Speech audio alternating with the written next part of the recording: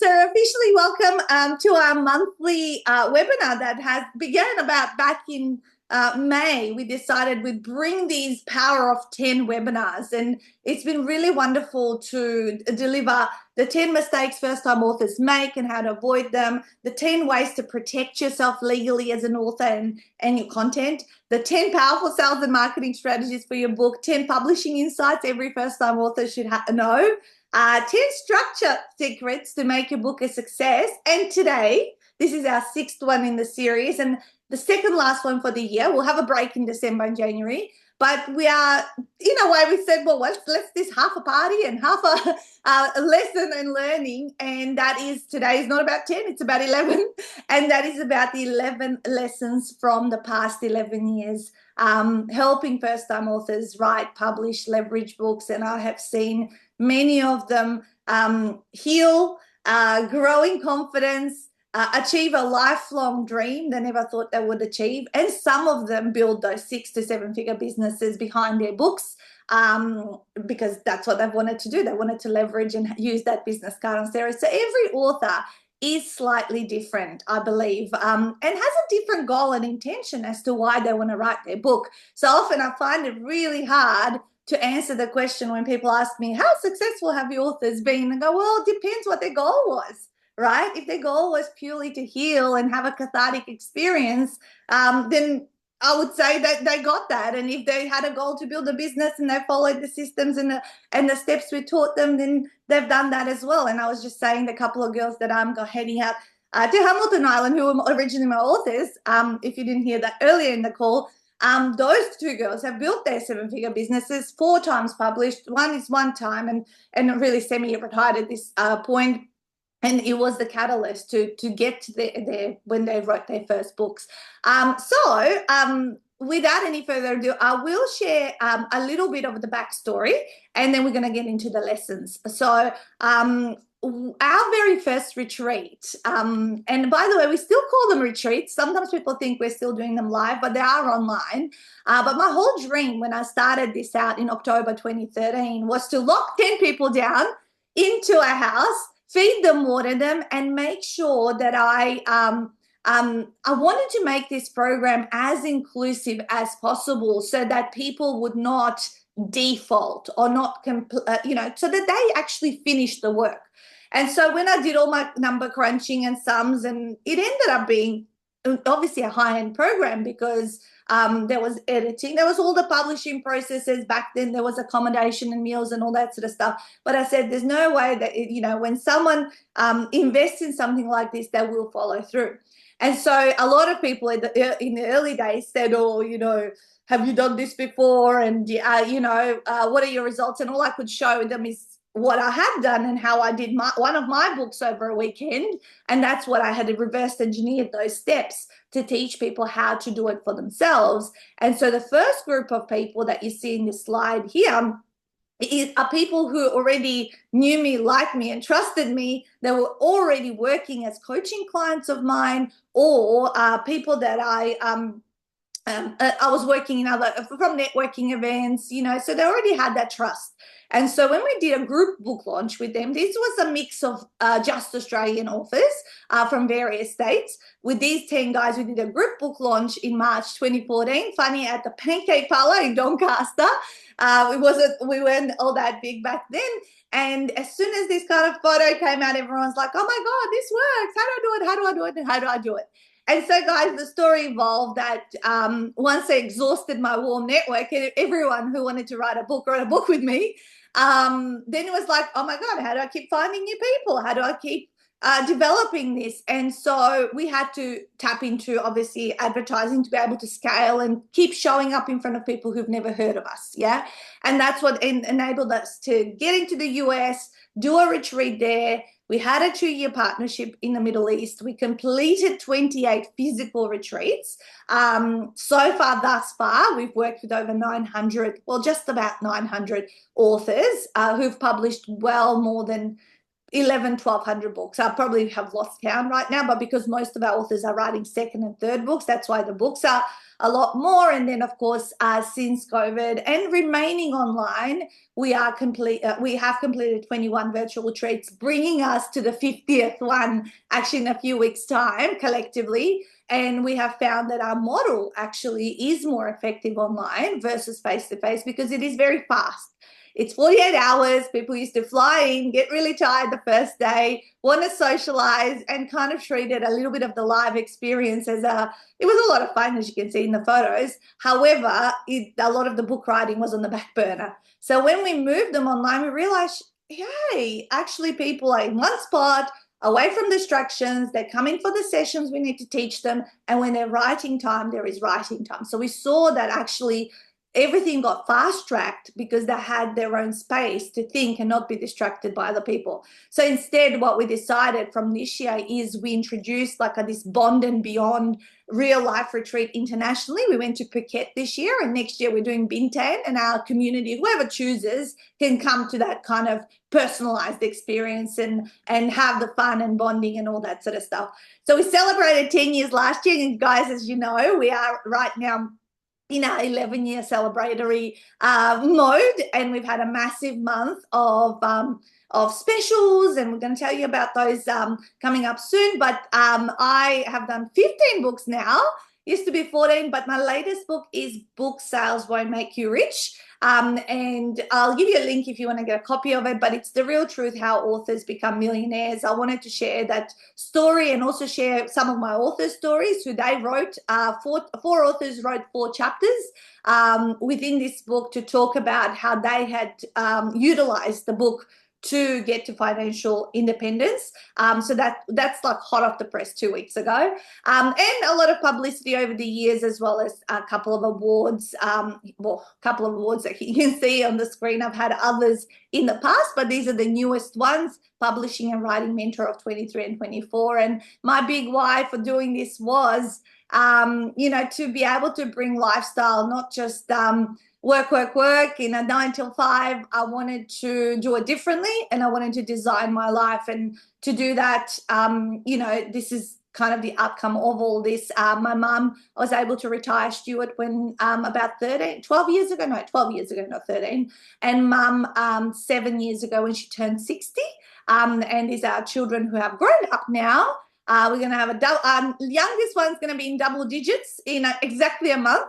Zara's going to be 10, Mika is 13, and Judd next month will be 16 as well. So we do work hard, but we play hard as well. We don't believe in just work. We take breaks every 10 weeks. We're somewhere. We go on a holiday, go on a trip during school holidays, and we really enjoy what we do. And of course, we encouraged our children to write their own books. And actually, my son, yesterday, I took him out shopping in Doncaster, and he's due to do work experience through his school, and he actually asked to do work experience with us, which I never thought that would happen. I was like, what?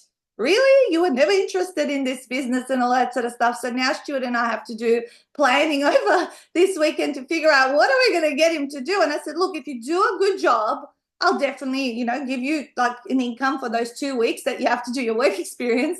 But you're going to have to work 7, 8 hours a day for your 2 weeks and do it properly. Don't think you're getting an easy ride coming in. So yeah, that happened last night. My team doesn't even know. So they're probably going, okay, who's going to look after this boy?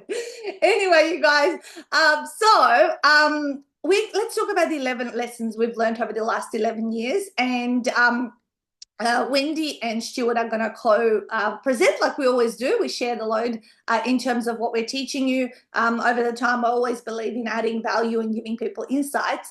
So we've got 11 things we're going to go through, and then we'll tell you about our awesome 11-year anniversary stuff that's going on this month. So number one thing I have learned is trauma is a catalyst to wanting to write a book.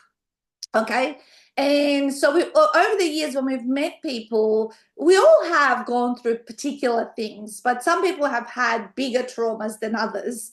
And that we have found to be a really big push. And I think the reason, partly, I think people who've been through a lot of significant trauma is because partly they want to write their book because they want to get things off their chest, want to heal through it by doing it, but also they don't want others to suffer because of the thing that they've gone through. So how did they overcome it? How did they come from the other side of it? And my biggest advice to these authors, because they sometimes they can get it really stuck in story. Okay, I always say write above your trauma, not about it. Okay, so yes, it happened. You can say how it happened and all that sort of stuff, but what happened? How did you go through and overcome it? Which kind of actually ties into my second point in learning, and that is that people actually don't care about our stories. They really don't care about our stories. People who pick up a book, they're going, what's in it for me? When I read this book, what's in it for me?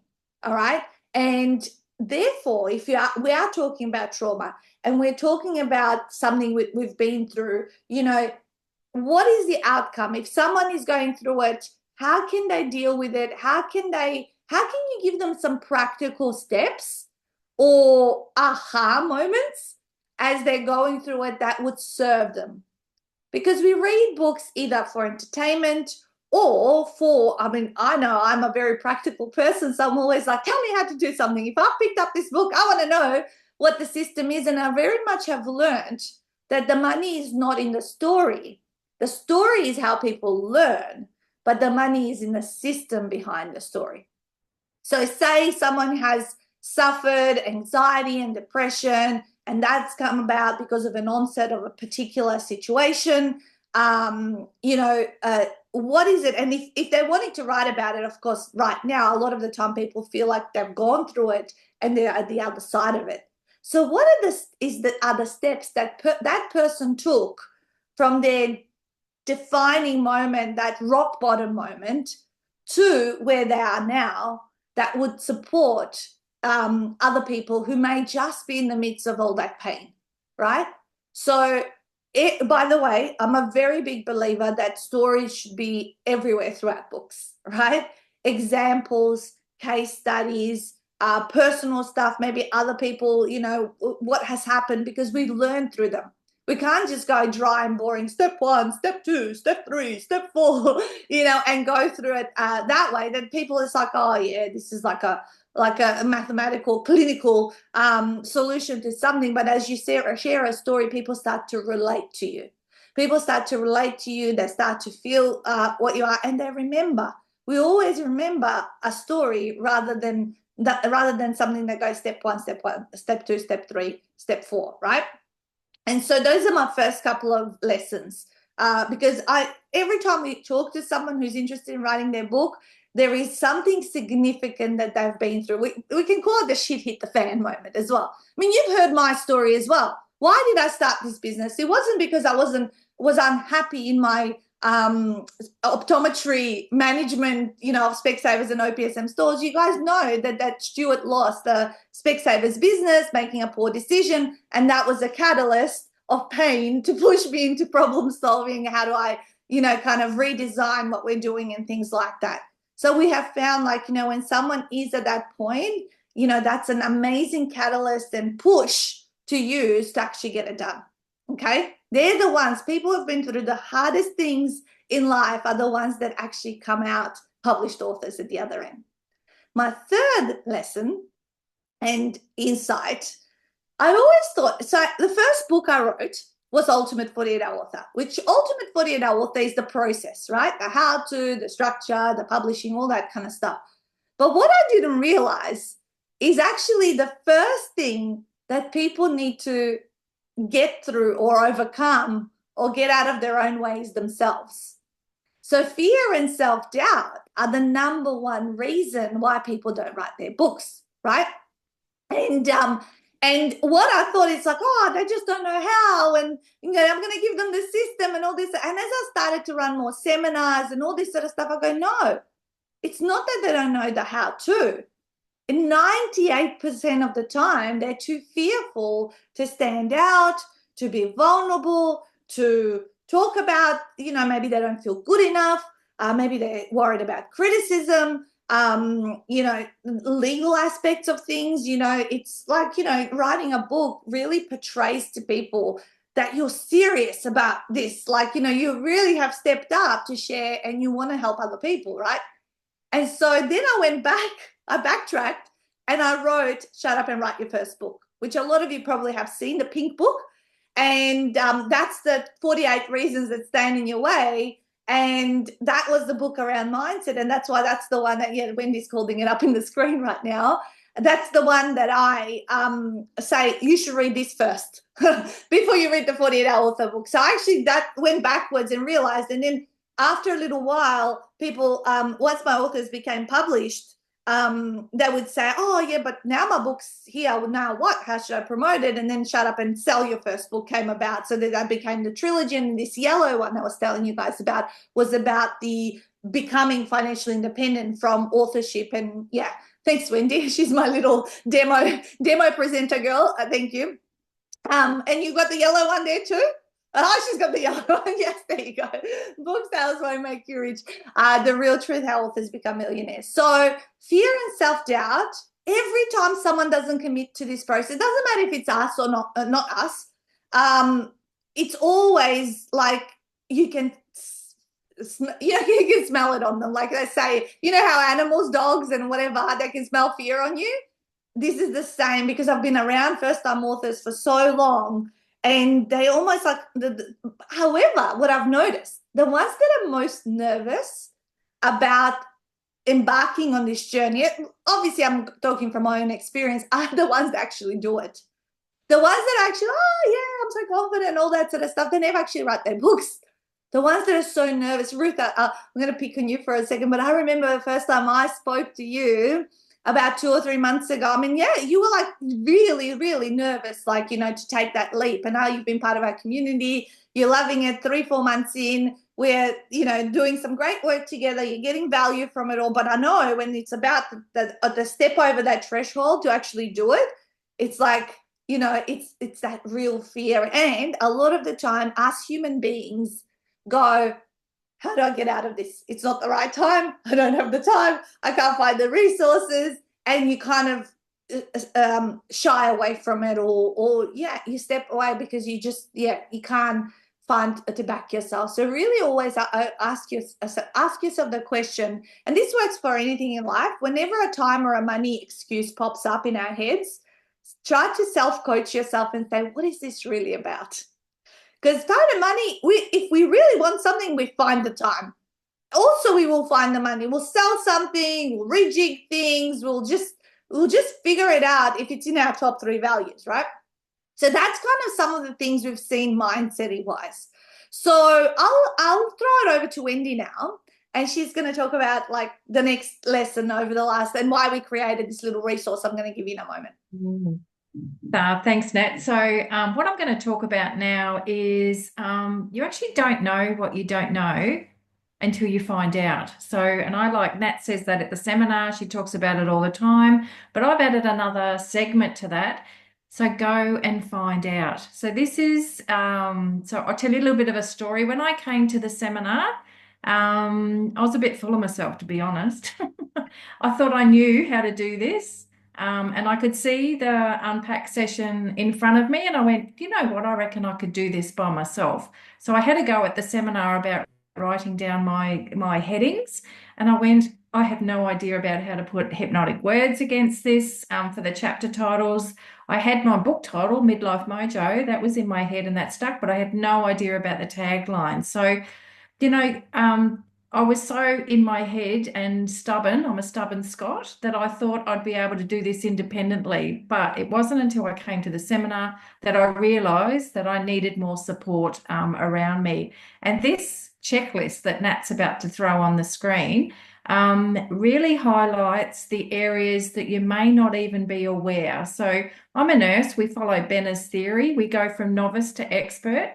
And you go from being unconsciously aware through to being consciously aware with this. So this checklist really highlights to you of some of the categories that you may not be aware of when you're actually working through writing the book. We've had tremendous feedback on this checklist because it really makes you aware of those knowledge deficits and the practical steps that you may not be aware of. I go back to that checklist too, even when I'm talking to authors about points that I may have forgotten about. And it's a useful tool to be able to highlight that to you. You also, have some connections with, or these are the things that I need to learn. These are the things that I need to find out around your authoring journey. So yeah, that checklist is spot on. Go and test yourself. Everyone likes to do a little test, yes, no, and get a little score result because there's pages of it. It's a PDF. And what it really highlights, I think, Wendy, is should you do this on your own because you're pretty much a yes on most of these things, or actually you haven't figured out some of that stuff and you don't know, you're maybe a maybe or a no. So in the chat right now, guys, is a direct access to my Dropbox area where I've saved this checklist. So if you click on that, you should be able to download it on for yourself and just do a little test and see where you're sitting with that. Perfect. Thank you so much, Wendy. And only the checklist came about, I think we introduced it about 3 or 4 years ago. Again, it was because of we were also growing and realizing that first-time authors don't know what they don't know. And I go, well, let me sit down. And I said, what should they know? And then I go, I'll do a little test, I'll do a little kind of thing they can test themselves on. So it was also after I had been doing it for 7 years that this idea was given to me by one of my fellow business buddies. And he said, I have a checklist for my thing. He was a website developer. And people often will review it and stuff. And I go, oh, I should have a checklist because we're teaching people something they don't know and they've never done before. So yeah, highly recommend that you check it out and at least even use it as these are the things will need to get better at or improve on if I'm to be successful with this. Yeah, even as a checklist to what do I need to do, right? Okay, so Stuart, over to you for point number 5 about the first-time author mistakes that you have found. Oh, yeah, look, it's time and time again at our seminars and everywhere that we go and meet people when they know that they might get like an expert opinion. So they'll proudly hand over their book. And I can do it. I've been doing it so long, I can just identify immediately before they even tell me if their book has or hasn't been a success, which 99 times out of 100, it hasn't done what they were hoping for it to do. Because I'll look at the front cover, and the cover is that we've all heard the saying, you don't judge a book by its cover when we're talking about people and kids and all of those sort of things. But with books, we absolutely do. Not sure if any of you have seen Stephen King's recent book. Basically, it's a plain cover with his name on 3/4 of the book. How can he get away with doing it? Well, he's Stephen King. So it doesn't matter. He's already got a fan base. But for everybody else, the cover has got to sell. For those of you that are writing non-fiction books about your experience, your expertise, what you've been through, overcome, etc., it really needs to talk to that target market that is looking for a way out of their current situation, that's looking for hope, that's looking for, a way forward, something that they can identify that is what resonates with them. So many people let ego get involved in this too much, and they make the cover all about themselves. And that's the biggest detriment you can do, because you're not, yes, it is your story and what you've gone through, and you want to proudly share those things. But I know that almost everyone we meet to a T wants to help other people with their book. So you've really got to focus on, well, is the cover selling hope or selling a way forward for that potential reader?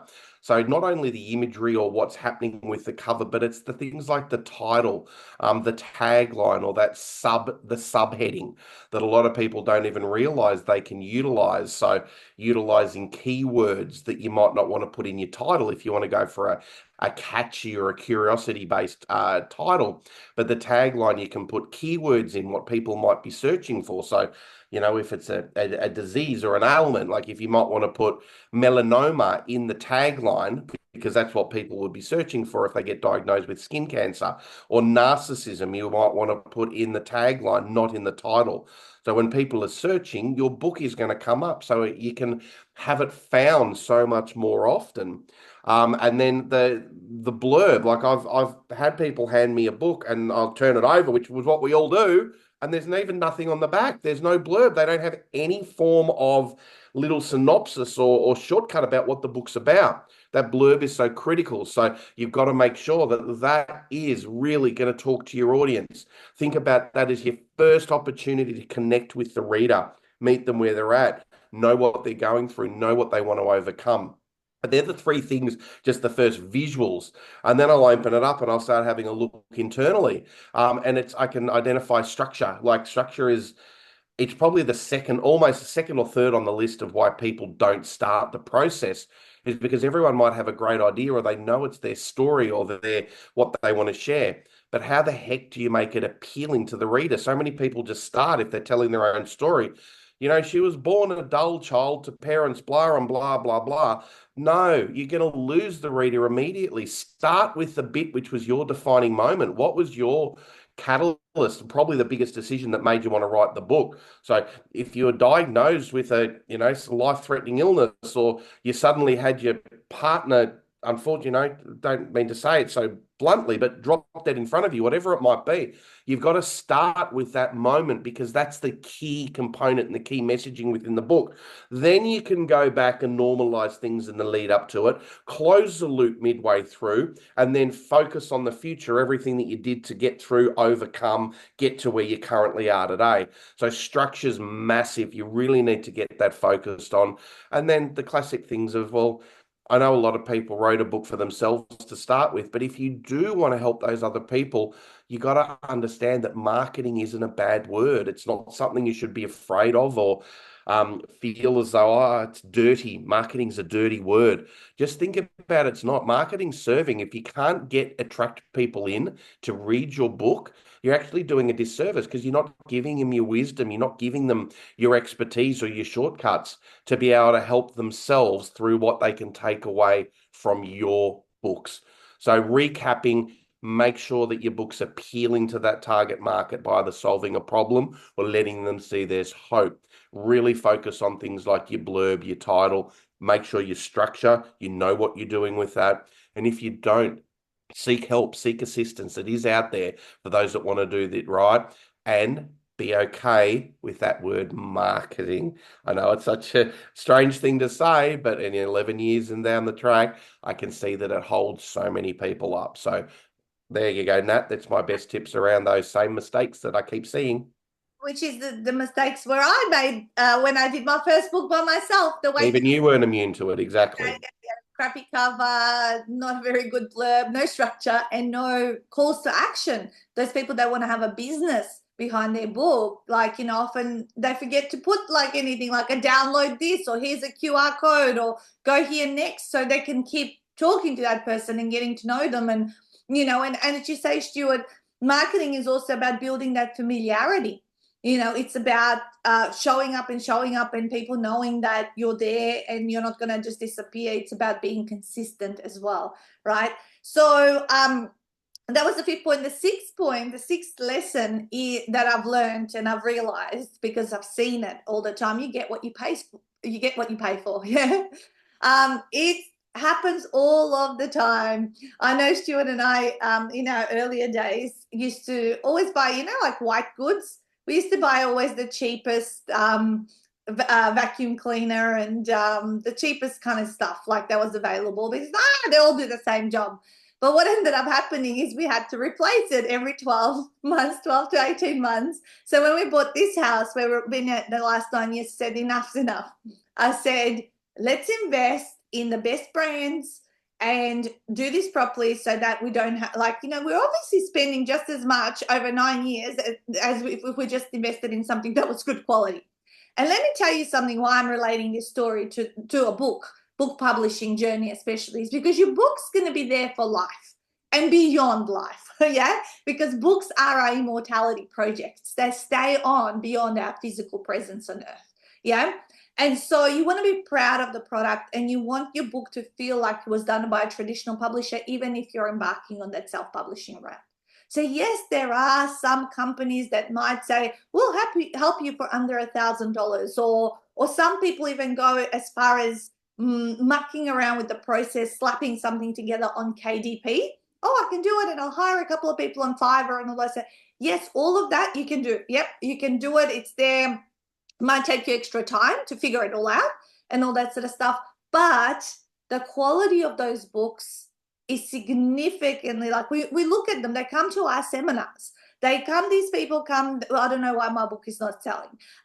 Then we go, okay, well, what's your book? Where is it? So they tell us the link for Amazon. And we look at it. And the first thing, every single time, I notice is the poor cover. Like, you know, judging the book by its cover, immediately I can tell I don't even want to touch this book because it just looks washed out, or they've used some image that's low resolution. And Amazon, I don't know how they've let the process go through, but itty bitty people, things that you don't know how to do, which is why we said you don't know what you don't know. So doing it yourself, saving money, can cost you money in the long term and time significantly. And then the quality is diminished. So this is why I say do it right the first time. You'll fast track through it. So therefore you will get your return on investment a lot faster, because you come out the other end a lot faster. I know, with the same thing, and the other DIY stuff all of us human beings do is projects at home, right?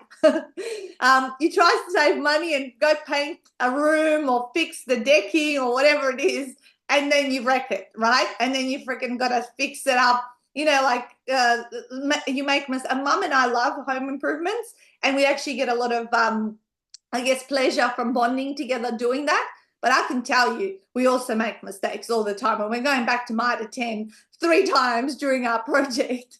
And then Carlo, who's our painter, who lives across the road, which we've hired him for specific projects. Like my son had a build of a new room. And you know, when it's a brand new room, it's not just like a touch-up paint job. It's like you got to do it all properly with undercoats. We call Carlo in, 24 hours later, it's like magic, like it's done, you know. And it's like I didn't have to do it. I could focus on what I'm strong at, which is running my business, and invest in Carlo, who was at the same time this room's being painted and all that. So this is the same thing you got to look at the book writing and publishing journey.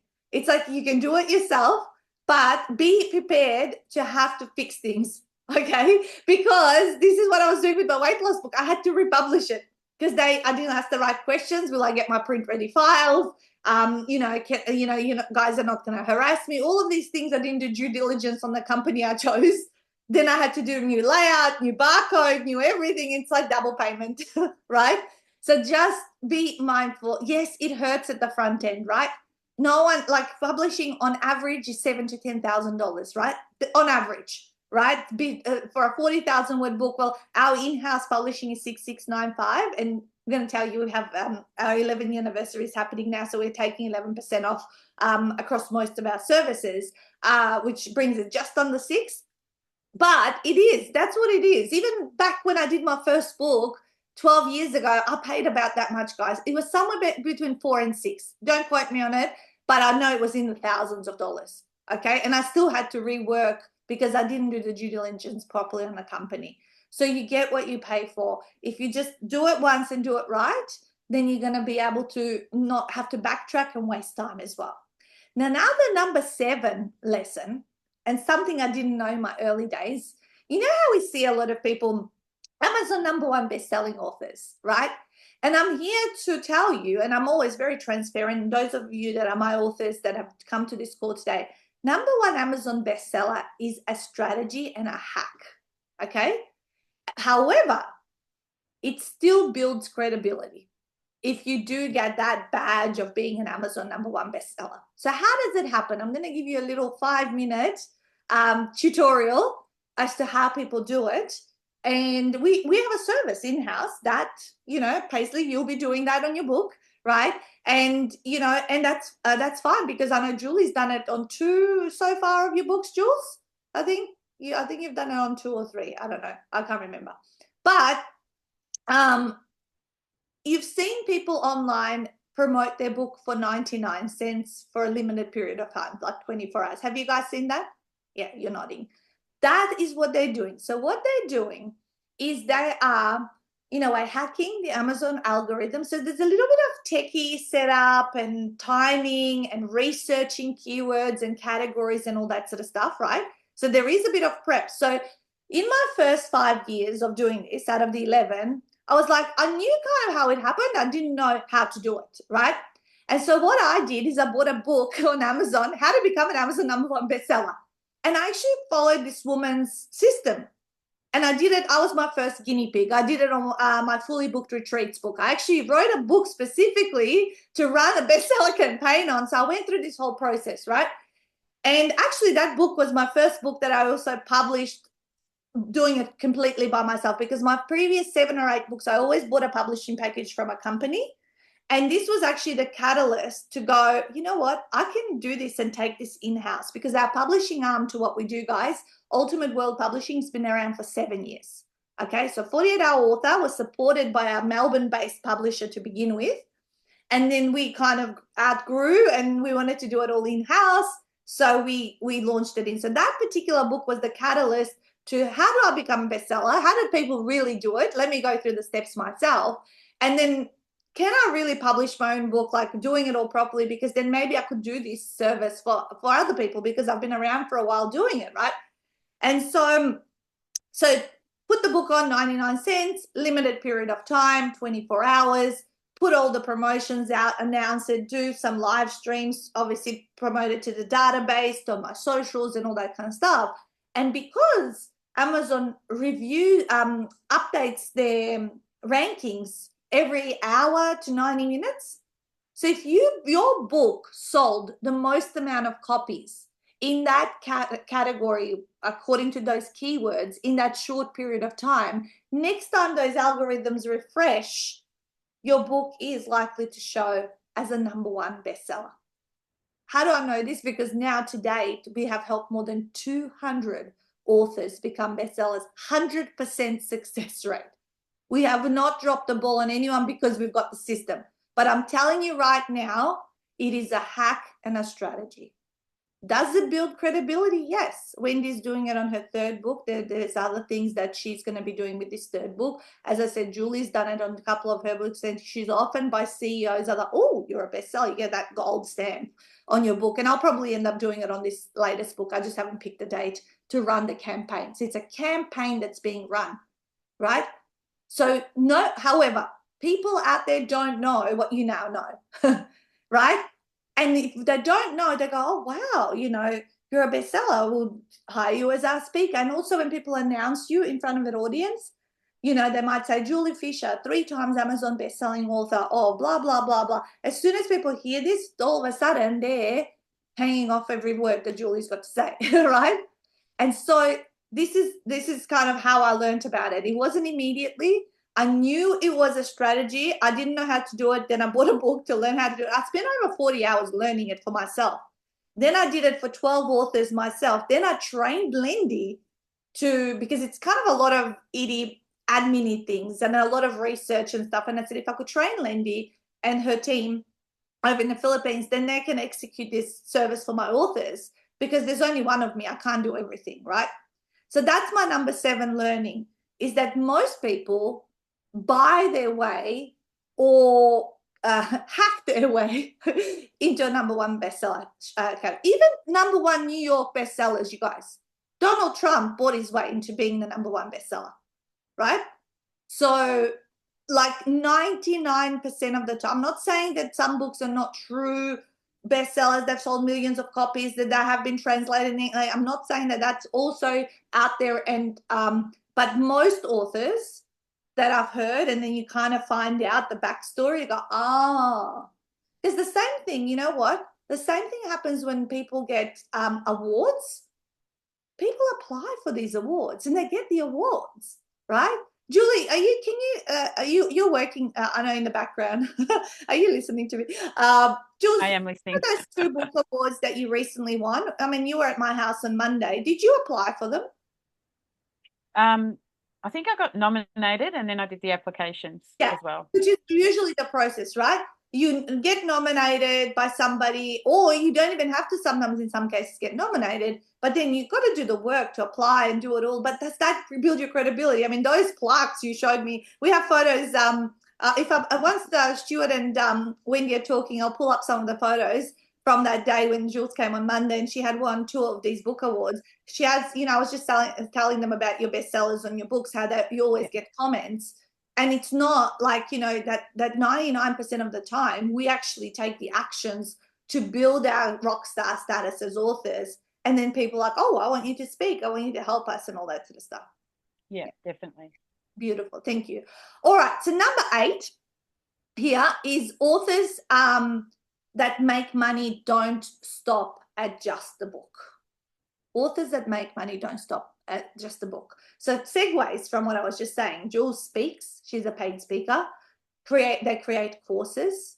They sometimes offer coaching, consulting. They share on their socials, and actually they write more books, because the more books that you write, the more you can bundle and package them. We actually we looked at what our product sales were in 2019, pre-COVID, was our final face-to-face event year. And we were averaging $450 to $500 of product sales. I'm just talking about books at the back of the room after a seminar. I'm not even talking about our programs and all that sort of stuff. Fast forward the clock to 2024, and we've now completed 9 face-to-face events again in a room. We're averaging more than $1,000 worth of product sales per seminar. Why? Because there's more titles. We actually decided to do this power pack bundle where it's 3 books and a planner, and it's $100. And so we've been offering that, and people are like just literally emptying out our table at the back of the room. So the more books you write, the more books you're likely to sell or package and bundle. And this was the whole reason why I wrote Book Sales Won't Make You Rich, and why that's the title of that book, is because you need to do more.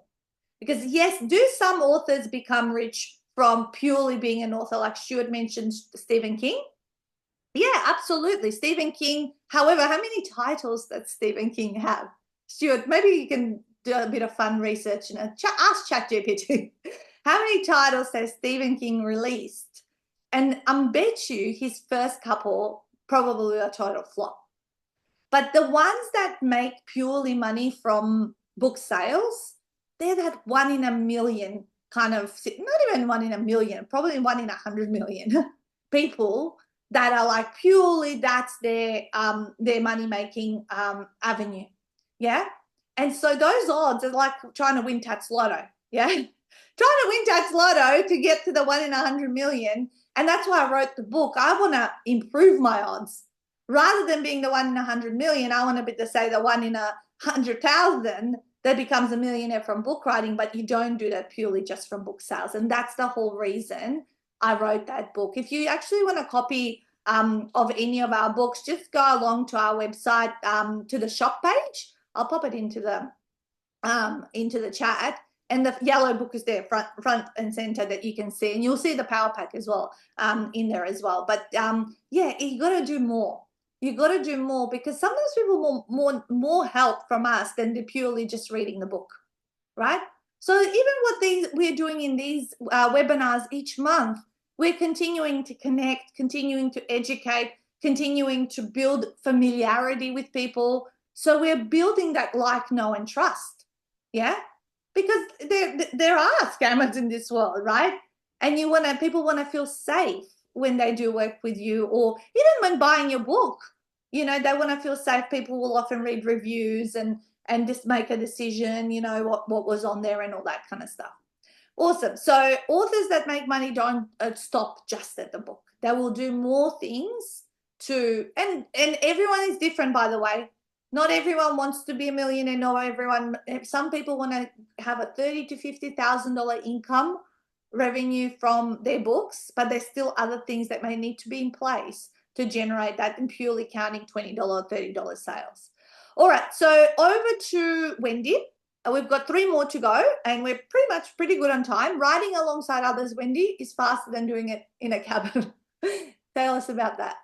Well, I talked before about thinking that you can do this independently. I can tell you, being in a group and a mastermind with like-minded people provides you with so many other things that will support you along the way. So, being in a mastermind, you're actually in a group with like-minded people. You're all there with the same mission to write, author, write, and publish your book. To give practical expert advice about the logistics, the cogs and wheels, and also for those that are actually writing, books that are a little bit sensitive, it gives you that emotional support that, and Natasha just talked about.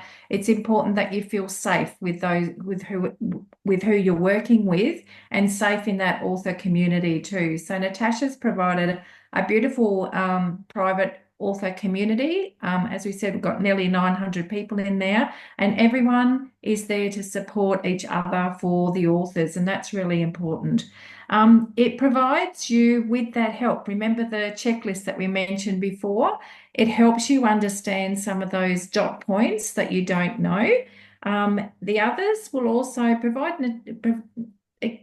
along with the team that obviously have the expert advice, we get asked questions in those sessions, and that group, being in a group, somebody else will ask a question that you had never thought of yourself. And you go, oh, that's actually a really good question. And you can learn from each other. And also reciprocated, you can help others in that group as well and support the other authors along their way. And you may ask a question that somebody hadn't thought of and help them as well. So for me, like, that's been a huge learning in the last 6 years. I come from a team-based background, and you can be in a team but not really communicate and support each other, or you can be in a team and be 100% supportive of each other, and it makes a huge difference to your success and your confidence. So just to recap, you help others with the others will help you with what you don't know. The others will ask questions that you'd never thought about, and also you can help the others and support each other moving forward with your author journey. Nice. Beautiful. I actually pulled up the photo from Jules's awards. I'll just show you guys while you were talking. I said, there she is. This was Monday this week. Well, look at these beautiful plaques. I love that little whatever that flower is there on the award. But yeah, it's lovely little things that again build that credibility behind what Jules does with her books and her speaking as well. Beautiful. So Stuart, over to you. Point number 10 about AI. AI, artificial intelligence. Well, first of all, Nat, you already know my thoughts on it. Artificial intelligence. I really like you. I respect you. When you turn on the human nation, don't turn on me. I always thank you. I always say please. No, I'm joking. Start off with artificial intelligence and writing your book. Now, can it write your book? Well, yeah, you can give it a prompt and you could get it to write a book on a particular topic. There are legalities that are already being brought into place, even though this technology is very new. Because what a lot of people fail to realize is that it still has to draw on information that has already been provided. It cannot make something up. It doesn't have conscious thought, of course. It can only rely on what it can scrape and find out. And yes, it does use all of this brilliant technology to put it in its own words that we have had one or two authors try to pass off as their own work. There are a lot of editors will use plagiarism checks, and it can pick up if something, well, one, we can tell it doesn't sound in the author's voice, but it can also find if this is showing that more than X percentage of the content isn't original, which is mean it's been produced somewhere beforehand. AI is a great tool for getting ideas, for getting, say, title or chapter ideas, to get prompts. It can be used for a lot of very base editing and things like that if you want to keep your own tone. But it all relies on the prompts that you give it. So I'm still at a point where for 90, probably even 95% of our authors, I will actually tell them not to even look into it. Just to stay away, because how we've always done things to keep it authentic and integral to the author's message and their story is that you've got to do this heavy lifting yourself, especially if you're writing about your past experiences and about things like that. There's no way that AI generated content is going to be able to tell your story. And if you are wanting to write a book about something that you know is your expertise, you've learned how to do some great things as a buyer's advocate or a mortgage broker or a chiropractor. Just go on what you know. Don't feel as though you need to go to a level of asking an artificial intelligence how to do this. So for 95% of people, I'll still stay right away from it. If there are people that are super techie and they want to use it as a get some ideas for chapter titles, or if they're really stuck on ideas, to prompt some ideas. It's great for things like writing emails, getting some ideas for blog pieces and things like that. But really, for most of our audience and for most people that are writing books, I really will advise to stay away from it. We always get asked about it these days at our seminars and things like that. And that's all of the way I'll say for most of our audience to stay away from. I know you use it a bit for certain areas, being highly tech as you are, but I think for most, let's keep it away for now. Yeah, I think it's what you right. You don't know what you don't know about AI, right? And I've played on it for the first, this is probably the second full year that it's been part of our lives. The first year was very dribs and drabs and didn't know really how to use it properly. So if you throw someone into it that's never touched it, they're unlikely to be very, to use it properly. Basically, I think you need, same as if you throw someone into a social media platform they've never been a part of, and they don't know how to engage, they don't know how to interact, they don't know how to prompt or what kind of social media, what kind of posts go on there. So it's the same thing. I've learned a lot of things, do's and don'ts, and maybe that's one thing we could do next year, and maybe in the first of these webinars from February, that will begin again. We'll have the December and January period off. But yeah, the 10 things about, you must know as an AI, and by then I'll have gone to another conference, because I've been learning a lot about it through my investment in Business Blueprint. So I'm part of that group in Sydney with Dale Beaumont, been part of it for 3 years, and Dale's very advanced, even more so than me in technology, and he teaches us and he gets people to come and teach us. So I've already had 6 conferences where I've been learning from other people, and that's why I become better and better at it, right, you guys? So my final lesson from the 11 years that I've been doing this is that success leaves clues, okay? It does leave clues. And I'll often tell people this and they still go, no, that's not me, and all that sort of stuff. But what I've observed in this, on this journey, and not even just about book writing, but let's say someone's achieved a particular success in their area or in their business, fast decision makers. They either say yes to something and they get it done, or they focus on something else and they clear the decks, like they touch the thing once and they don't keep going around and mulling over in circles, okay? Resourceful, people who know exactly what they want to do, they'll figure it out. I've had people sell furniture to pay a deposit to be part of our program. I've had people get sponsorship, run GoFundMe campaigns, because it's been so important. So resourcefulness, problem solving, and even if you get stuck at a particular level, well, how can I do it differently, right? And coachable, like you tell them, they don't change the rules because they know this system works in the steps and the order that it's been designed. If you're going to make your own rules, then you're going to get a different outcome, like a recipe of cooking a cake.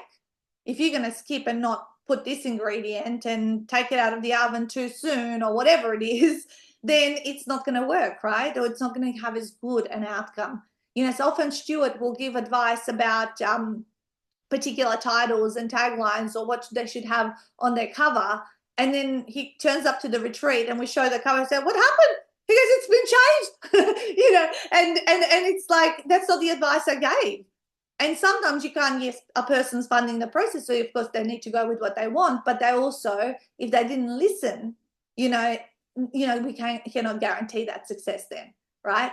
And so being coachable and focusing on progress, because through any journey that we go on, it's going to be messy. Yeah, it's going to be messy. We're going to have stumbling blocks, but done is better than perfect, because you can always perfect something. So the 11 years we've been doing this, the 48-hour author book was rewritten 4 times, because the system improved. We found better and faster ways to fine tune and move people through the process. You know, we shifted it, pivoted it from offline to online. Again, a big, oh my God, that was a big rejig. But it's for the betterment of how people achieve the result a lot faster and all that sort of stuff. So that's what, you know, I've come to learn. And often when I am faced with decisions to learn something new, I need to remind myself that these success principles of being a fast decision maker, remaining resourceful and staying coachable and listening to that program or person or coach that I'm working with at the time is key to me getting my return on investment. Yeah. And everything bar one thing that was a scam has brought me return on investment, because I have followed those 3 rules. And when I see it in my own clients, the people who have gotten the exact goals that they were after, that's exactly what I see that those traits have been.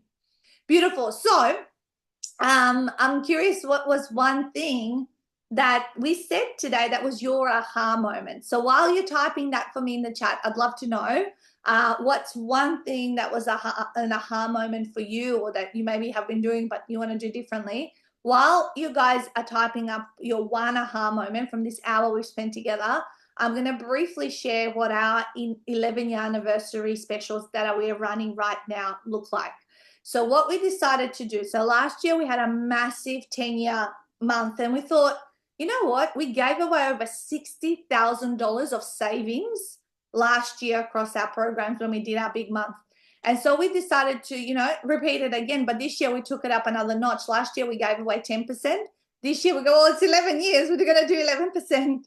And so so to date, we've given away $28,000 of savings across the program. So our standard programs are the Retreat Accelerator, which is our 3-day program, standalone, just the structure and accountability to finish a manuscript. Then we have like a publishing package alone, just purely someone's finished their book and ready for publishing. And then we have our ultimate package. So our ultimate package is our lifetime signature program that includes publishing, that includes lifetime attendance of retreats and all that kind of stuff. So these are our core pathways. We call them the express pathway. So as you can see here, guys, the Retreat Accelerator, which our next one is in November, exactly a month from today, we are hosting our 50th retreat. Okay. And that's the attendance time, which due to unpack your book, come to the 3 days and start and complete a manuscript. And 11% of 4.5 is the standard price, is $495 off.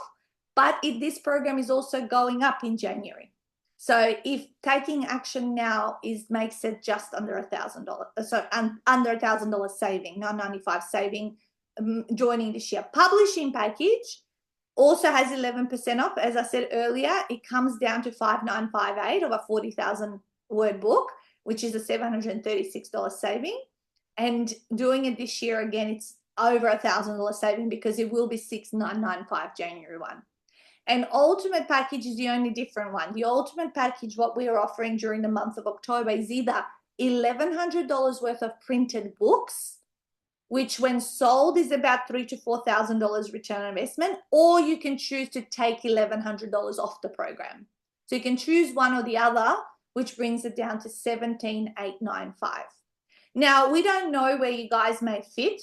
So Stuart, myself, and Wendy are available to have private one-on-one conversations with people and to figure out what they're writing about and kind of where they want to take their book. Okay.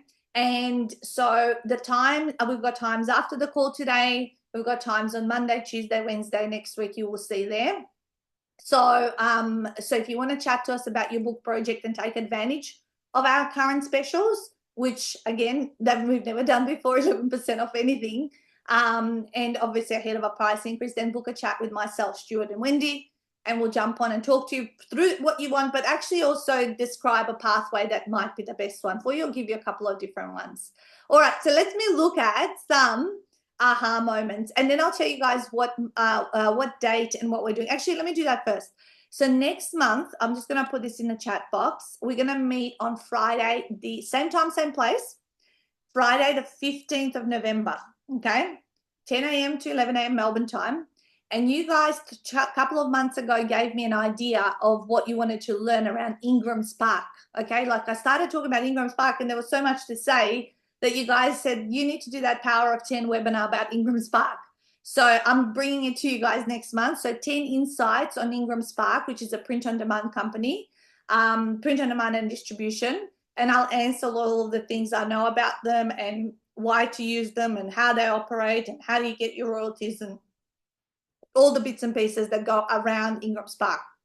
Okay, so 15th of November, if you want to be registered ahead of time, so you don't have to remember to register yourself, then put a yes in the chat box now, and Lendi is going to organize that as soon as we have the landing page ready, and then you're going to get all the reminders ahead of it. So while you're doing that, Joe Purcell's aha moment was the Amazon number 99 cents 24-hour promo period to become a #1 bestseller. Yep, that's good that you've never heard that and you've realized that. Bridie, aha moment. AI cannot write your book. Be authentic and put your humanness into it. Don't need to concern my headspace with AI. Just let it flow. Yeah, just be yourself, because then you are going to be more. If you're speaking in front of audiences, people are going to connect your book with you, not with, oh, that doesn't sound like Bridie and all that kind of stuff. Roz, how the Amazon hack works is my okay, good, awesome. Yes, all right. So we'll get some people organized there. Look forward to chatting to some of you guys. We've had awesome authors join our community from these webinars, we're going to call them. Have an amazing day. We're going to continue. We've been very busy. We're only halfway through the month. And I was saying to Stuart, you can only do this once or twice a year at the most at this intensity with how many people we're chatting to right now. But you're welcome. I'm really glad that you guys are continuing to see value in these sessions, and we'll keep bringing them to you. And if you have topics we have not covered, please let us know if there is something specific you want us to cover. But also if you missed any of the previous month's topics, here's what we did the previous 5 months. You are welcome to request it. If you just email us, send me the legal one or send me the sales and marketing one, and Lendi can send you the direct link to the YouTube recording, because probably you won't be able to find it yourself. And then you can go through that. So you want the publishing one, the structure one, whatever it is, just send a message to our email, because you're getting our emails all the time, and we'll go from there.